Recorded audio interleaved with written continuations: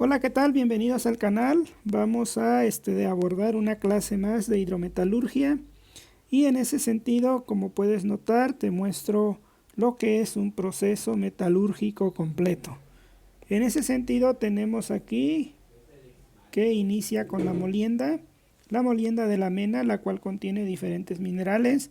Posteriormente realizamos una concentración de una fase mineral o de un conjunto de minerales que tienen un interés comercial, que tienen un valor económico agregado. Y de esta parte se separa lo que es la ganga, productos que no tienen un interés comercial o que no, o su procesamiento metalúrgico no sería económicamente adecuado. Para ello utilizamos colectores en la flotación. Toda esta operación se llama flotación o todo este recuadro que estamos viendo aquí. El concentrado que se obtiene o el mineral ya rico en una fase mineralógica adecuada o un conjunto de minerales se decide si se lleva a cabo por otra vía que no aparece aquí, que se llama pirometalurgia. Generalmente la pirometalurgia ya tiene hoy en día ciertas limitaciones, principalmente cuando hablamos de sulfuros, por las altas cantidades de dióxido de azufre que se emiten a la atmósfera o que en ocasiones se utiliza para producir ácido sulfúrico. No obstante, la cantidad que se produce de dióxido de azufre pues no se aprovecha de manera sustancial y termina emitiéndose a la atmósfera. Por tal motivo, pues la pirometalurgia tiene pues ciertos inconvenientes, incluso penalizaciones económicas para el caso de sulfuros que vienen acompañados con arsénico, con plomo, porque también se emiten este tipo de óxidos o gases, partículas que se arrastran hacia la atmósfera. Otra alternativa es la hidrometalurgia y es base fundamental de esta materia, que consiste en utilizar esos concentrados minerales. También hay tantas de materias primas que puede utilizarse en esta etapa, las cuales van a venir en otras clases que detallaremos en el curso de hidrometalurgia. Regresando, la hidrometalurgia está formada principalmente por una etapa que se conoce lixiviación.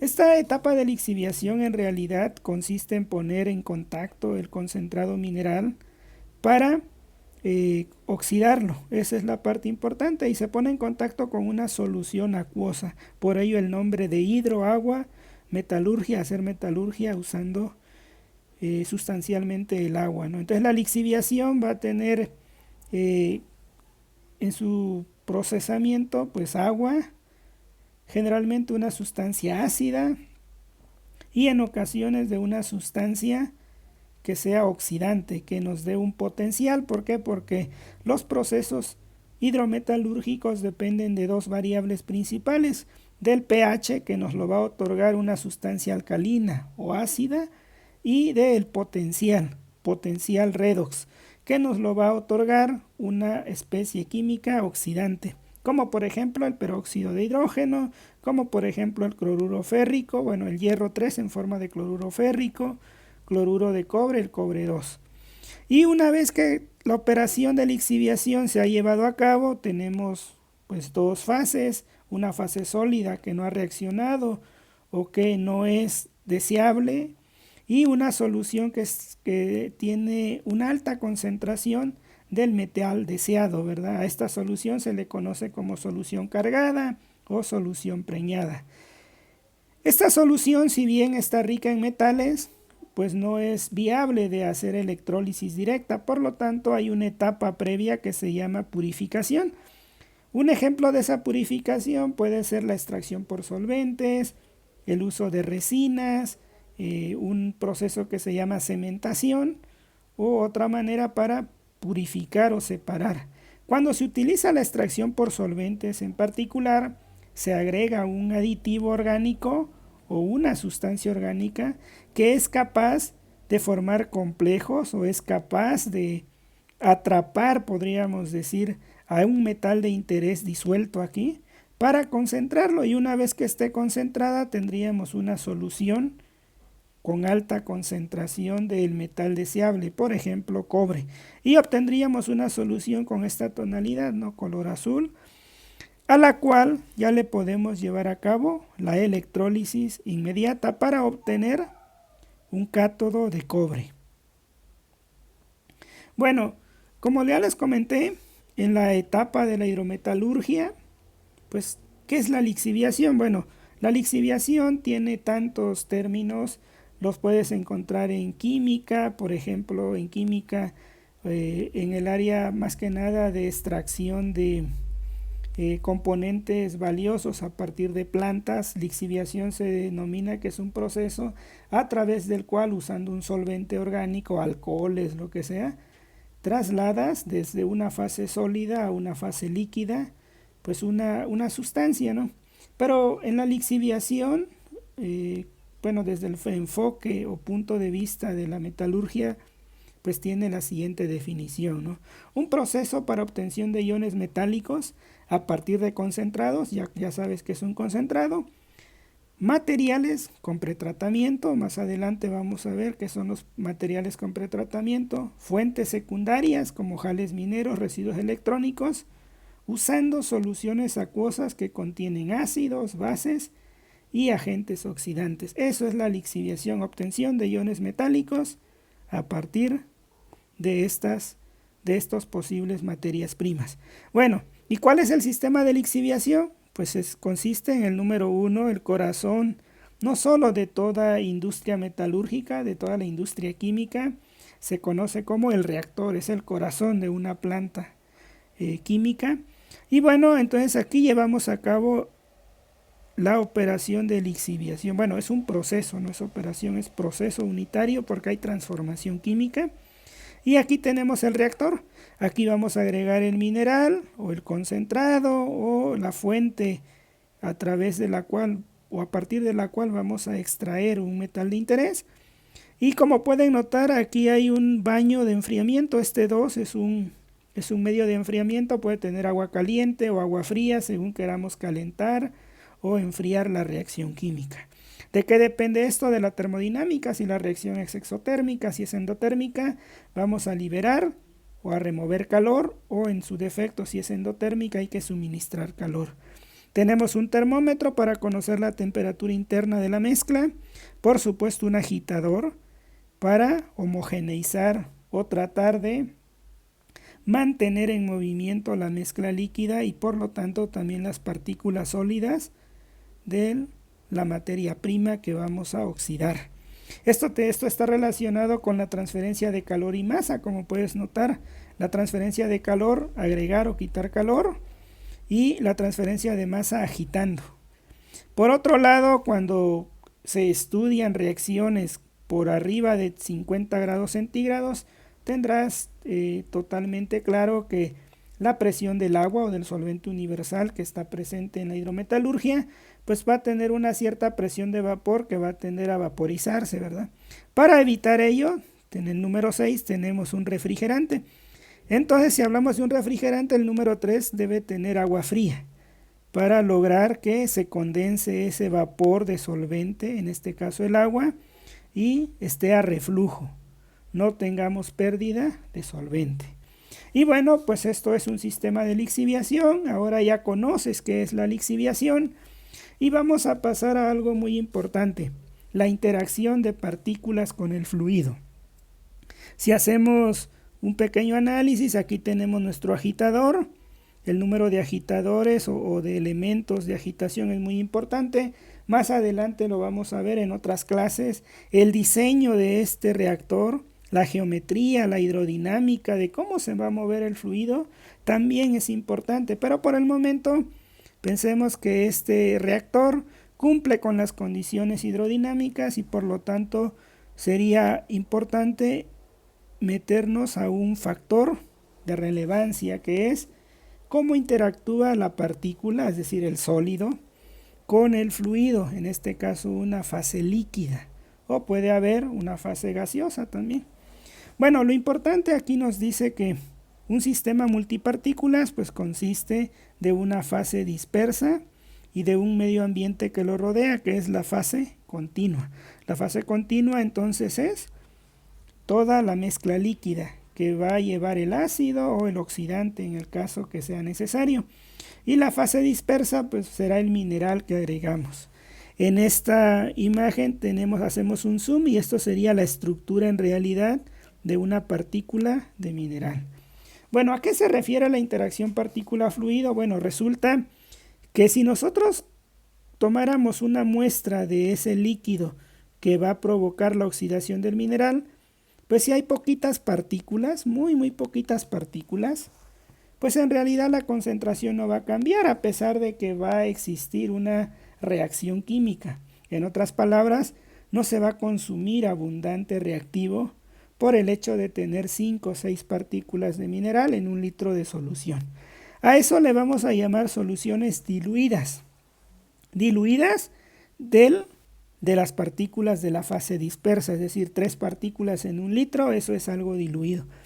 Y bueno, si lo vemos desde otro punto de vista, las partículas diluidas observarían en su superficie pues que la concentración en realidad de la fase fluida o de la fase en este caso continua, pues no cambia, ¿verdad? No hay cambios a pesar de que hay una reacción.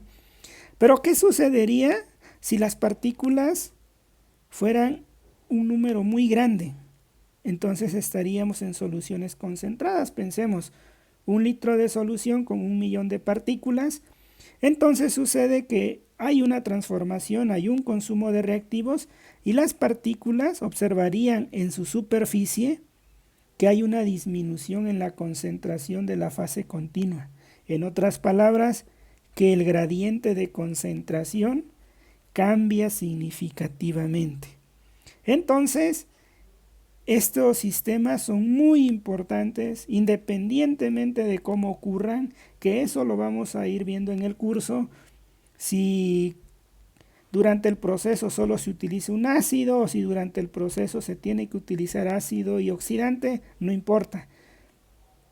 Aquí es importante o interesante considerar la interacción partícula-fluido.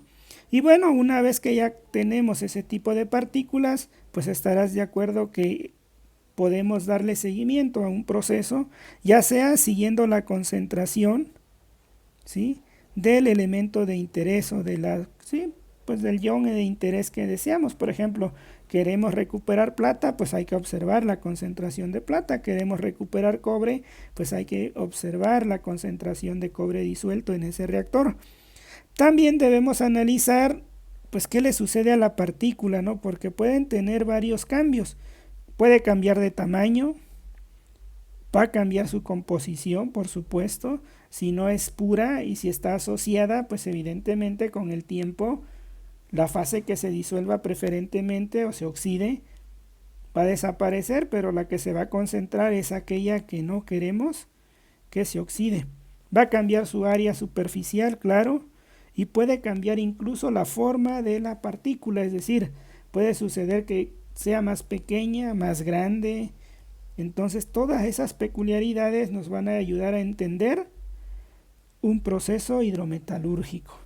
Pues bueno, ya ahora esto en términos de una reacción química, ¿cómo lo veríamos? Pues A es un sólido, pensemos calcopirita, galena, esfalerita, con una solución que puede contener, B puede ser una solución acuosa de ácido, puede ser una solución de ácido sulfúrico más un oxidante, pero esta reacción es la que nos va a interesar y nos va a dar productos. Nos puede dar productos sólidos, sí, se puede formar un sólido diferente o simplemente iones acuosos. Y bueno, para ello necesitamos, para conocer esta interacción partícula-fluido, vamos a definir este valor. Esta es la letra eta.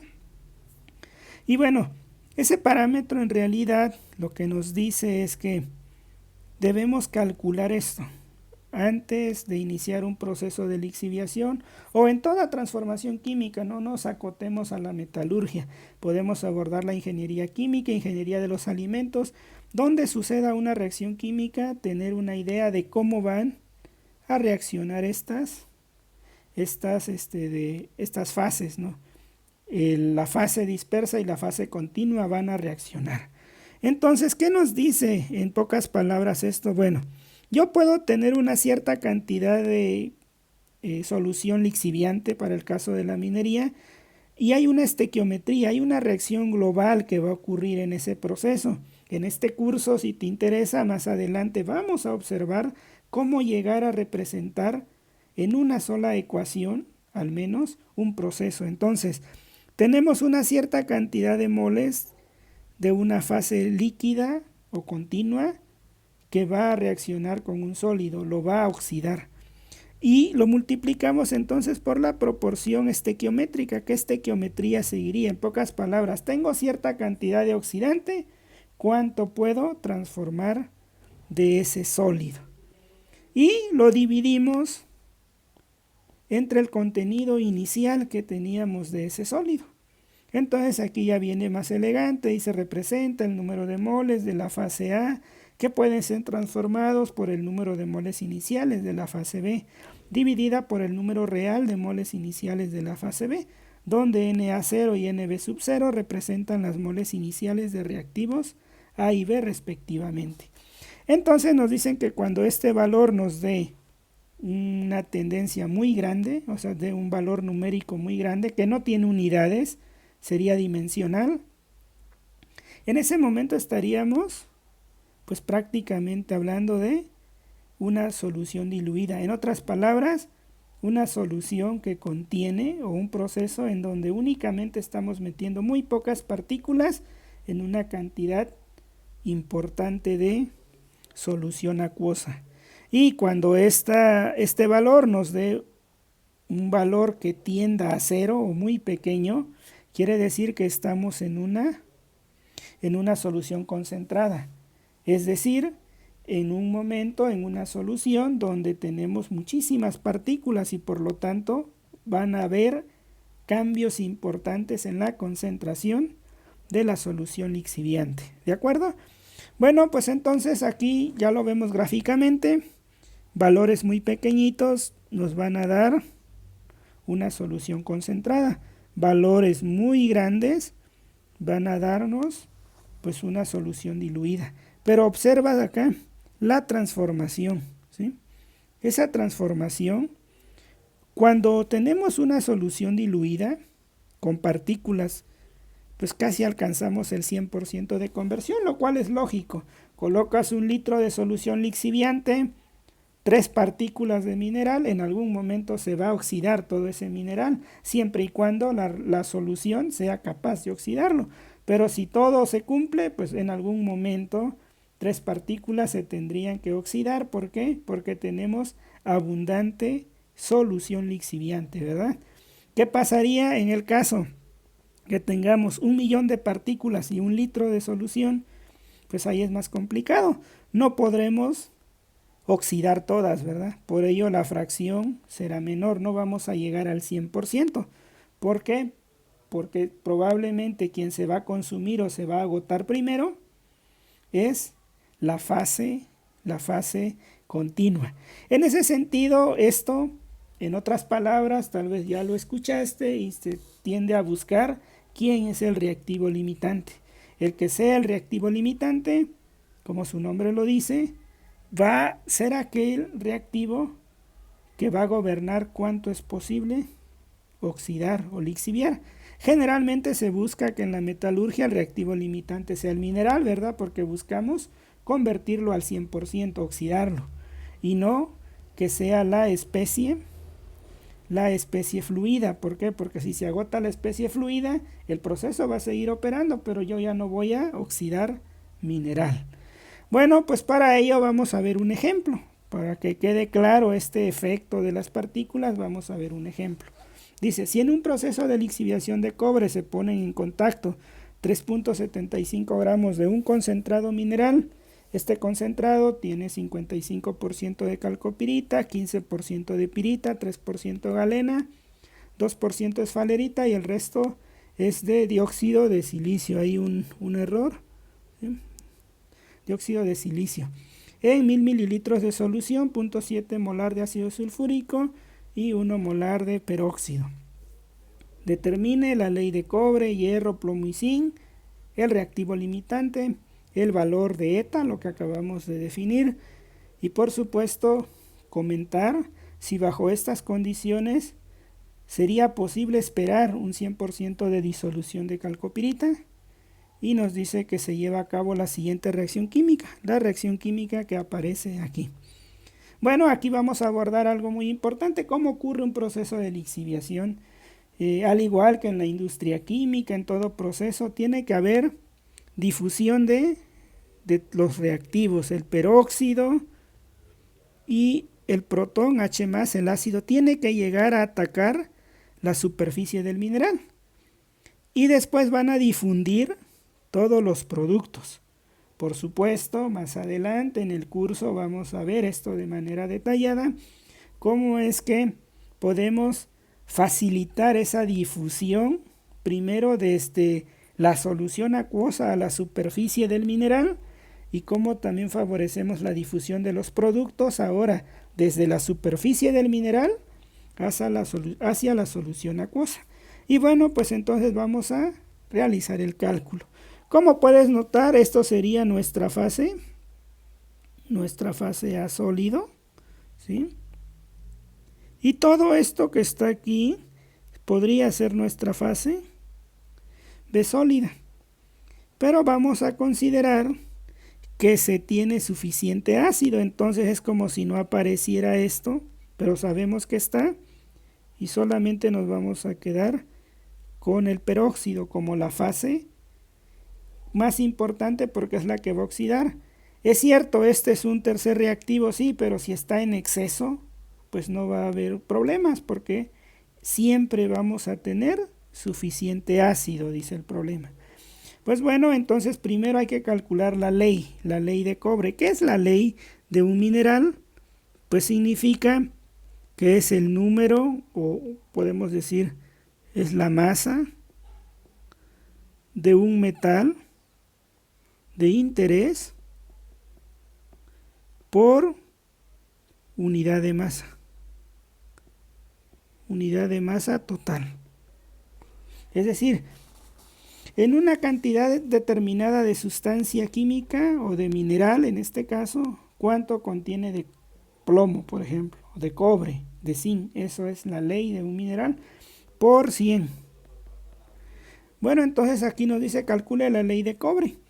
Bueno, sabemos que tenemos 3.75 gramos de concentrado, pero esto en realidad contiene, cada 100 gramos de concentrado, le vamos a llamar concentrado, contiene 55 gramos de calcopirita, QFS2. Esto dice que 3.75 gramos de concentrado tiene 15% de pirita por cada 100 gramos de concentrado. Este 3.75 gramos de concentrado contienen 3% de galena, es decir, 3 gramos de PBS por cada 100 gramos. Y también tiene 3.75 gramos de concentrado, contienen 2% de esfalerita. 100 gramos de concentrado tiene 2 gramos de esfalerita, ¿sí? Aquí tengo un pequeño detallito, pero es 15 gramos. Entonces nosotros podemos conocer cuántos gramos tenemos de cada uno. El resto dice que es dióxido de silicio, cuarzo, 55 más 15 más 3 más 2 menos 100 nos da 25% de cuarzo. Entonces 3.75 gramos de concentrado contienen 25 gramos de dióxido de silicio, cuarzo, por cada 100 gramos de concentrado. Entonces ahora hacemos los cálculos. 3.75 por 0.55 son 2.06, 25 gramos de QFS2. 3.75 por 15 entre de 100 tenemos 0.56, 25 gramos de pirita. 3.75 por 3 entre de 100 tenemos 0.1125 gramos de galena. Y 3.75 por 2 entre de 100, 0.75 gramos de esfalerita. ¿Cuánto tenemos como óxido de zinc? 3.75 por 25 entre de 100, 0.93 gramos. 0.9375 gramos como dióxido de silicio. Si notarás, pusimos una base, ¿verdad? 100 gramos para interpretar el porcentaje. Entonces, nos pide cuánto tenemos de cobre. Bueno, si tenemos esa base de 100 gramos, pues tenemos pues toda esta parte. No, perdón, no es 100 gramos, es 3.75, ¿verdad? 3.75 gramos es mi total. Y de cada una de las composiciones, pues tengo mi total. Mi total de cada una de las fases en gramos. Pero me piden la ley de cobre, entonces tengo que ver quiénes aportan cobre, solo la calcopirita. Entonces dices 2.06, ¿sí? 25 gramos de QFS2 tenemos. Ahora usamos la estequiometría. ¿Cuál es el peso molecular de la calcopirita? Bueno, el peso molecular de la calcopirita, si mal no recuerdo, es 183.5. Permítanme, en un momentito lo busco. Calcopirita. Masa molar. Nos da de 183.52. Entonces 183.52 gramos es el total que tiene la calcopirita, o sea, eso es un mol. Pero ¿cuánto pesa el cobre? Nada más, ¿sí? El cobre es 63.5, entonces 63.5 gramos de cobre. Esto que está aquí es una proporcionalidad molar de la fórmula. CuFS2 es un mol, completamente su masa molecular es 183.52 gramos. Pero en ese mol, ¿cuánto hay? Hay un mol de cobre, hay un mol de hierro y hay 2 moles de azufre. ¿Cuánto es el peso molecular de un mol de cobre? 63. Por esa razón, todo eso nos queda esta parte. ¿Cuánto nos da ese resultado? 2.0625 por 63.5 entre 183.2. Nos da 0.700 gramos de cobre. ¿De acuerdo? Eso es lo que contiene la estructura. Ahora lo mismo vamos a hacer para la pirita. Nos dice que 0.5625 gramos de pirita. La pirita tiene un peso molecular de 119, si mal no me equivoco, déjeme buscarlo. Pirita, masa molar. 119.96. Entonces 119.96 gramos de pirita. ¿Cuánto es el peso molecular del hierro? 55.84. Entonces tiene un mol de hierro, 55.84 gramos de hierro. Eso viene de la estructura. Una mol de pirita es esto, y en una mol de pirita hay una mol de hierro. Entonces aquí tenemos 0.5625 por 55.84 entre de 119.96 y nos da un valor de 0.2618 gramos de hierro. ¿Okay? Ahora, ¿alguien más aporta hierro? Sí, también la calcopirita, ¿verdad? Entonces 2.0625 gramos de calcopirita, vamos a hacer lo mismo. Ahora va a ser 183.52 gramos de calcopirita. ¿Cuántos gramos de hierro aporta? Solamente tiene un hierro en su estructura. 55.84 gramos de hierro. En ese sentido, 2.0625 por 55.84 entre 183.52 nos da 0.627 gramos de hierro que aporta la pirita. El total de hierro entonces, ¿cuánto es? 0.2618, 0.8893 gramos de hierro. De cobre únicamente hay esto. Ahora hay que ver cuánto tenemos de galena. Nos dice que tenemos 0.1125 gramos de PBS. ¿De acuerdo? Hacemos la misma relación. Masa molar de la galena, que es PBS, 239.26 gramos de PBS. ¿Cuánto pesa el plomo? O sea, tiene una mol de plomo.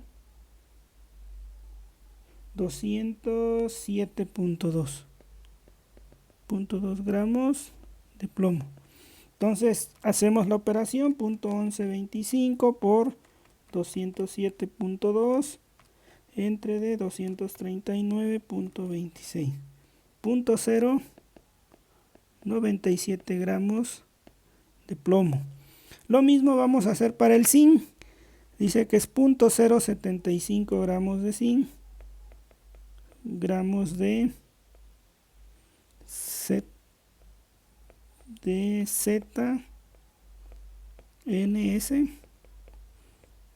desfalerita,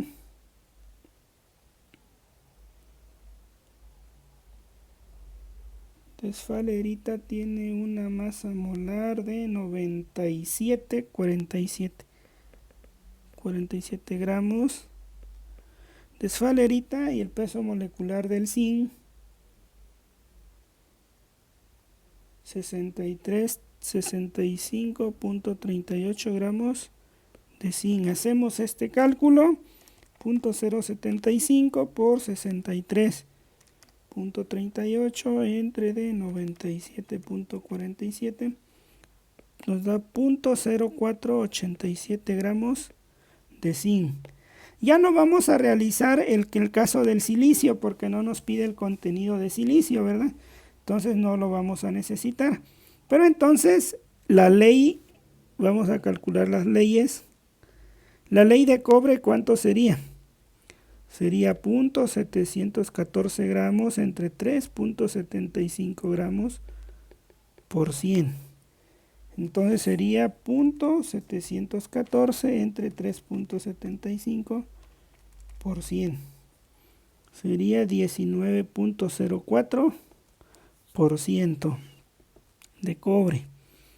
De hierro, pues el total de hierro es 0.8893 entre de 3.75 por 100 nos daría 23.71%. Para el caso del plomo haríamos lo mismo, 0.0974 entre 3.75 por 100, 2.6%. Para el caso del zinc, 0.0487 entre 3.75 por 100, 1.3%. Y bueno, estas serían las leyes para este tipo de para este tipo de mineral que vamos a utilizar. Entonces ya contestamos en la primera parte. Ahora nos dice, ¿quién es el reactivo limitante? Bueno, nosotros sabemos que los moles o el total de cobre que va a entrar ahí es tanto, pero la masa de calcopirita es esta, ¿no? La que va a reaccionar. Entonces, ¿cuántos serían los moles de calcopirita que agregamos? Pues sería la masa de calcopirita, 2.0625 entre de 183, ¿sí? 0.52 gramos por mol. De esto nos va a quedar ¿cuánto? 2.0625 entre 183.52 0.0112 mol. Ahora vamos a ver cuántos moles de peróxido de hidrógeno agregamos. Bueno, para ello, como conocemos la concentración, ¿sí?, y sabemos que todo ese volumen de solución es 1 litro, pues entonces sabemos que esto es igual a la molaridad multiplicado por el volumen. Entonces este es 1 mol sobre litro, 1 litro es el volumen, tenemos 1 mol, ¿verdad? Y bueno, entonces ahora lo que vamos a definir es algo que se llama avances. ¿Sí? En termodinámica se llama avance de una reacción. Y ese avance se define con esta letra y nos dice que es el número de moles iniciales de una especie multiplicado por la conversión entre su coeficiente, el valor absoluto de su coeficiente. ¿Y qué es la conversión? Pues es el número de moles, de una especie, a un tiempo dado, o el número de moles de una especie que se convierte, número de moles convertidos, entre el número de moles iniciales. Por ejemplo, en el proceso meto 1 mol de pirita y queda a punto 1 mol de pirita, entonces se transformó el 90%, ¿verdad? Y bueno, para ver este análisis suponemos la máxima conversión, x igual a 1. Y se dice que la conversión es para el reactivo limitante. Entonces, como no sabemos quién es, en ambos casos proponemos que es 1. ¿Por qué en ambos casos? Porque vamos a calcular este valor para la calcopirita y para el peróxido. Entonces, para la calcopirita sería 0.0112 mol. Y aquí sería de acuerdo a la reacción química que hay, ¿cuánto vale? Vale 1 y aquí vale 2, ¿verdad? Hay que notar que este valor absoluto es porque en realidad esto es un reactivo, por eso se pone negativo ese coeficiente, pero su valor absoluto es 1, entonces nos va a quedar 0.0112, ¿sí? Y ahora el avance para el peróxido sería el número de moles, que aquí sería 1 mol, el inicial, entre el coeficiente estequiométrico, que en este caso es 2. Aquí tenemos un 2 en la reacción. Entonces esto nos va a quedar 0.5. Entonces, ¿quién es menor? Pues CuFS2 resulta que es menor que este valor, ¿verdad? Por lo tanto, el reactivo limitante, ¿quién sería? Pues la calcopirita. En otras palabras, en este proceso, quien se tendría que agotar en algún momento dado sería la calcopirita. Por supuesto, bajo ciertas condiciones, ¿verdad? De que que alguien más consuma el peróxido. Si alguien más se lo consume, pues ya no va a ser el papel que va a desempeñar sobre la calcopirita. Pero bajo el escenario que todo esté así, que solamente el peróxido ataque a la calcopirita, bueno, reaccione con ella, pues entonces en algún momento la calcopirita se tiene que oxidar completa. Entonces, en el inciso 2, el reactivo limitante es la calcopirita. Ahora vamos a calcular el valor de épsilon. Bueno, pues para el valor de épsilon, nosotros sabemos cuántos moles iniciales tenemos de peróxido, ya lo calculamos. Ese sería NB0. La relación estequiométrica sería 2:1. 2 de peróxido, 1 de calcopirita. Eso es A y B. Y entonces aquí NB0 ya sabemos que es 1 mol de peróxido.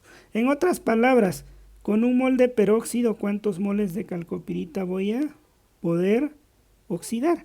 Y lo vamos a dividir entre el número de moles que hay de calcopirita. 0.0112 mol de QFS2. Y aquí es donde ves que esto no tiene unidades. Entonces, vamos a calcular, sería 0.5 arriba entre de 0.0112. Me quedaría 44 0.64. Y bueno, si recordarás, con la gráfica, en la parte que vimos de la teoría, comentamos que aquí está la fracción o conversión y que este valor, cuando sea grande o cuando tienda a infinito, ¿qué nos va a decir? Que posiblemente alcanzamos,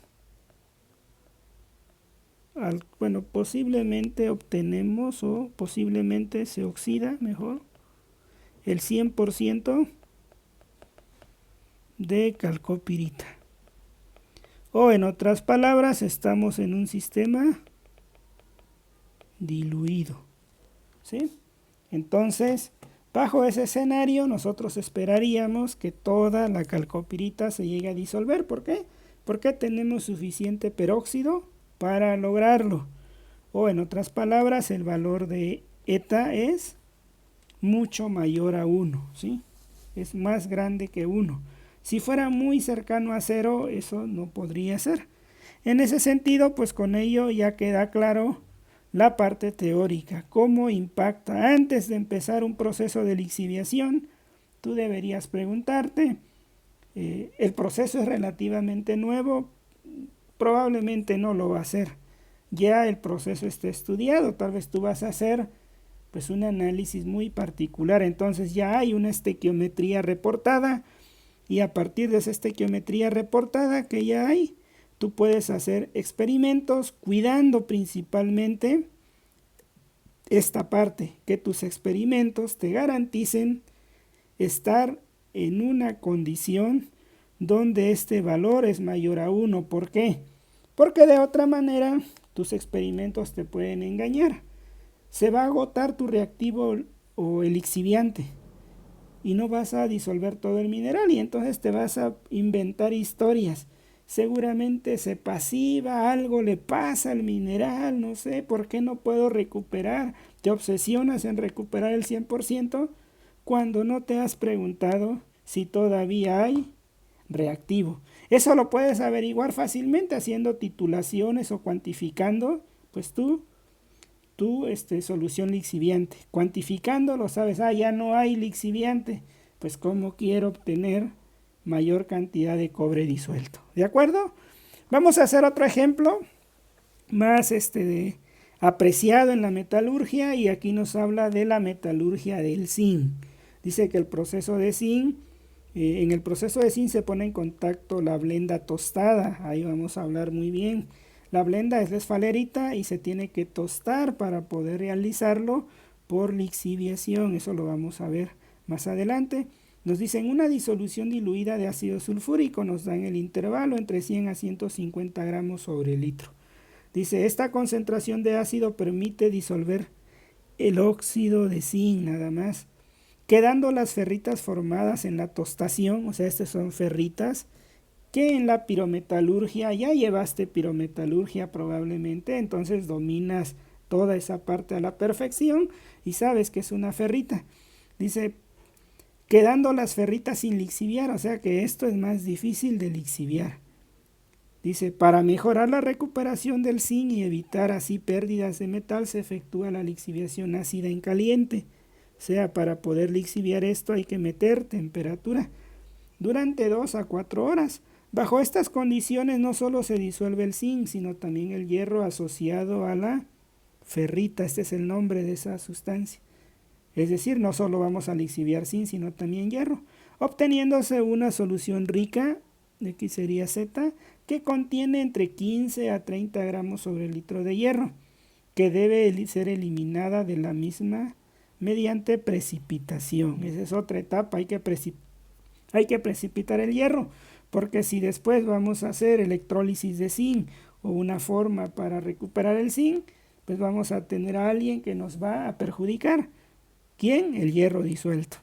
Dice, bajo el supuesto que se lixivia zinc a partir de 124 gramos sobre litros de calcina, la calcina es un material que puede utilizarse en la hidrometalurgia con ácido sulfúrico a esta concentración a 30 gramos sobre litro. Determine la ley de zinc presente en la calcina cuya composición es esta.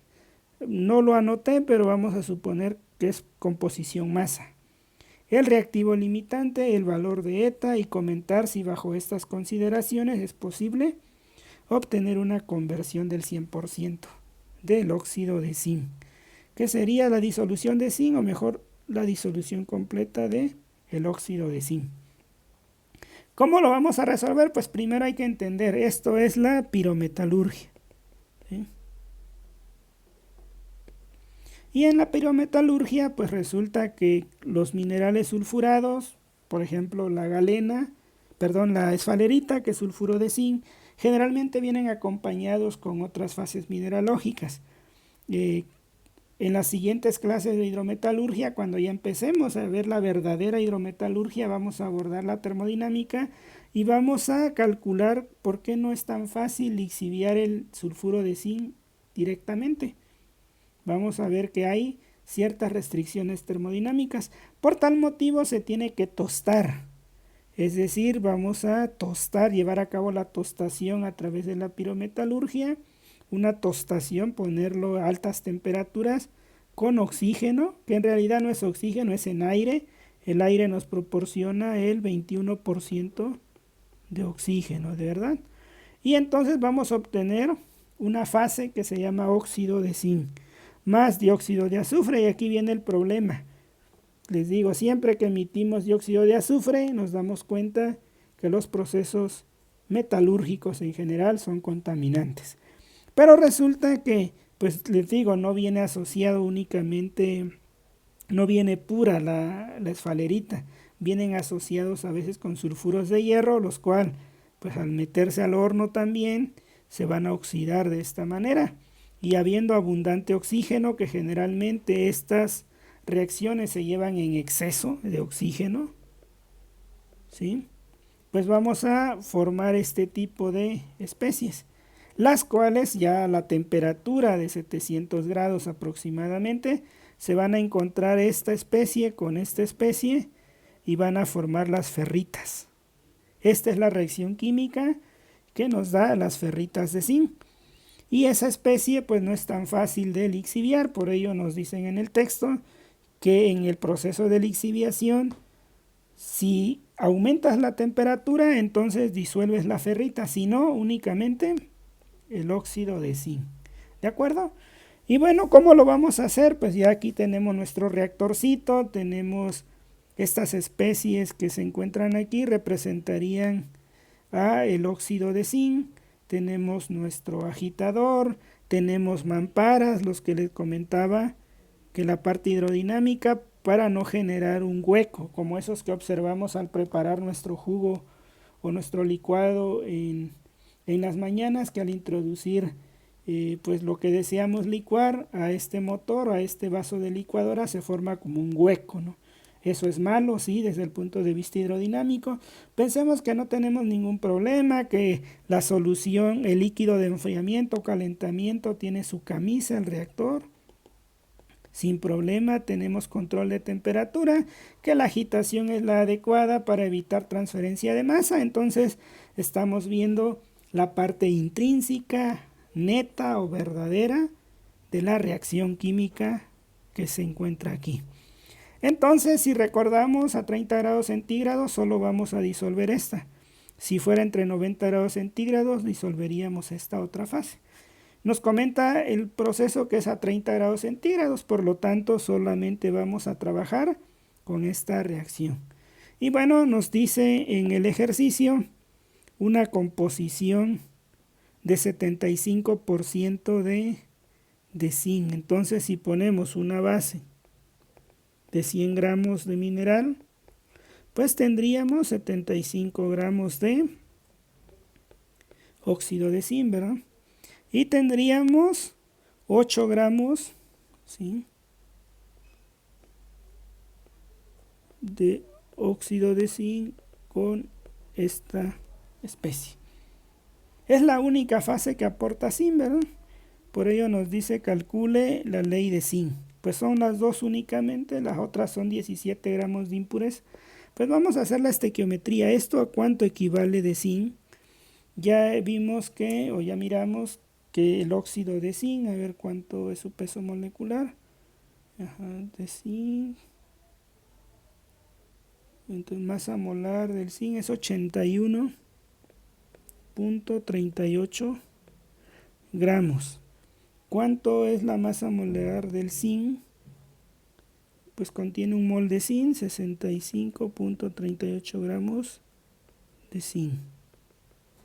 Entonces ahora nos vamos aquí también, peso molecular de F2 o 3, masa molar 159 más 81, 159.69 más 81.38. Todo esto tiene una masa molar de 241,07 gramos. Ahora, ¿cuántas moles de zinc hay aquí en esta? Pues una, por eso es 63. Aquí también hay una mol. Entonces, vamos a calcular 75 por 65.38 entre 81.38, 60.25 gramos de zinc. En el otro caso, 8 por 63.38 entre 241.07, 2 gramos de zinc. El zinc total pues va a ser la suma 60.25, 62.35 gramos de zinc. ¿Cuál sería la ley? Pues la ley será la masa de zinc. Supusimos una masa total de 100 gramos, que es nuestra base de cálculo, por 100. Entonces nos queda 62.35% de zinc. Esta es la ley. Ese es el inciso 1. Y ahora nos piden calcular el reactivo limitante. Bueno, ya lo sabemos, es muy fácil el reactivo limitante. Entonces decimos, ¿cuántas moles tengo de zinc? Pues muy sencillo, 75 gramos de esto. Entre el peso molecular, 81.38 gramos de zinc por mol. ¿Cuántos moles son? 75 entre de 81.38. 0.9216 mol. Ahora, moles de ácido sulfúrico. Nos dice que la concentración de ácido sulfúrico fue 196 gramos sobre litro. Bueno, entonces tenemos, este es el peso molecular del zinc. Por cada 100 gramos sería esto, ¿verdad? 75 gramos de zinc. Pero a ver, primero nos faltó entonces, dice que esta es la calcina. Metemos 124 gramos de calcina por litro. Entonces, como esto nada más va a reaccionar, ¿cuánta masa de zinc? Bueno, entonces ahí hay un detallito. Sí vamos a usar esta parte, no la voy a borrar. Pero vamos a calcular primero, para un volumen de 1 litro de solución, la masa de calcina sería 124 gramos.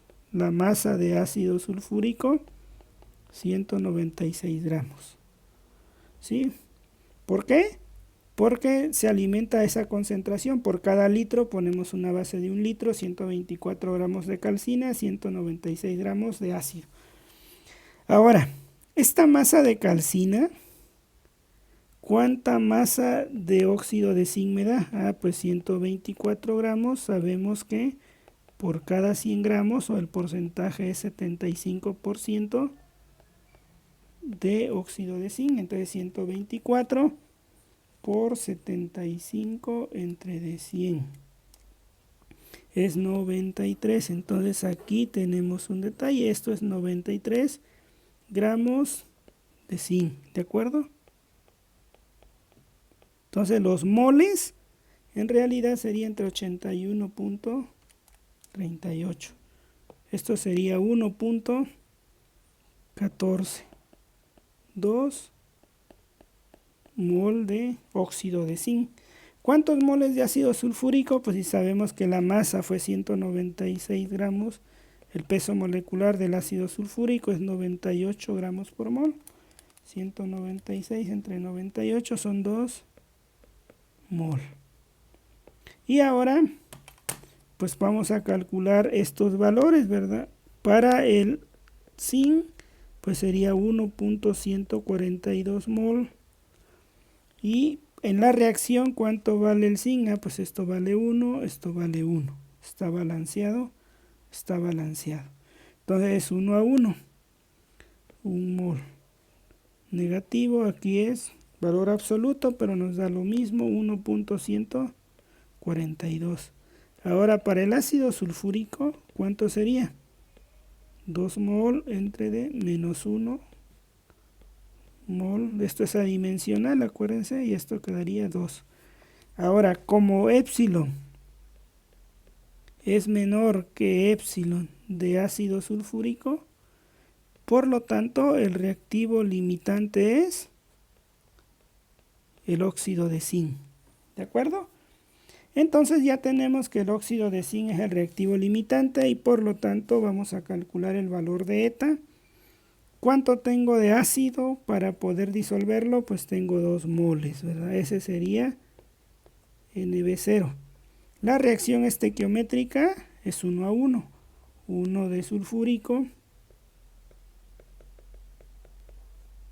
1 de óxido de zinc. Esto es de sulfúrico, lo inicial, y lo vamos a dividir. El valor inicial de zinc es 1.142 mol de Z0. Y esto nos quedaría un valor de 2 entre 1.142 de 1.75. Entonces aquí podríamos decir, a pesar, ¿sí?, de que el reactivo limitante es el óxido de zinc, y esto nos llevaría a pensar que se va a oxidar totalmente, a pesar de que el reactivo limitante, el valor de eta es 1.75, y pues bueno, no tiende a cero, pero pues está relativamente menor. Entonces podríamos pensar que tal vez es posible obtener, o podemos decir es posible, ¿sí?, es posible obtener el 100% de disolución de ZNO libre, no con la ferrita, ¿de acuerdo? Entonces, en ese sentido, nosotros podríamos decir esto. Si eres estricto, pues pudieras decir no, pues probablemente no, porque ese valor de eta, lo que calculamos, pues ya empieza a acercarse a 1, y tendrías toda la razón. ¿Quién nos va a sacar la duda? Realizar el proceso de lixiviación en el laboratorio. Pero ya sabes que tentativamente sí se podría obtener el 100%. ¿De acuerdo? Pues bueno, con ello hemos terminado esta clase. Espero te haya gustado esta clase. Es hidrometalurgia, el inicio de la hidrometalurgia, porque, bueno, del curso. Porque ya viene lo bueno va a venir con termodinámica, con actividad, diagramas tipo Purvé y todo. Esto es como que lo que vamos arrancando. Entonces ya queda claro qué es un proceso hidrometalúrgico, qué etapas tiene. En la hidrometalurgia pues usamos agua, y en esa hidrometalurgia ocurre una etapa importante, un proceso unitario que se conoce como lixiviación. Ya lo definimos. Vemos que debe existir en el sistema de lixiviación: control de temperatura, agitación, todo este rollo de la transferencia de masa, calor, que lo vamos a ver más adelante detenidamente. Pero un primer aviso es tomar en cuenta la relación sólido a partícula, o en otras palabras, la estequiometría de la reacción. Ese es el mensaje de la clase. Nos vemos en un siguiente video, y por favor, si te gustó el video, comenta en el canal y motívame a continuar creando más contenido. Nos vemos, saludos.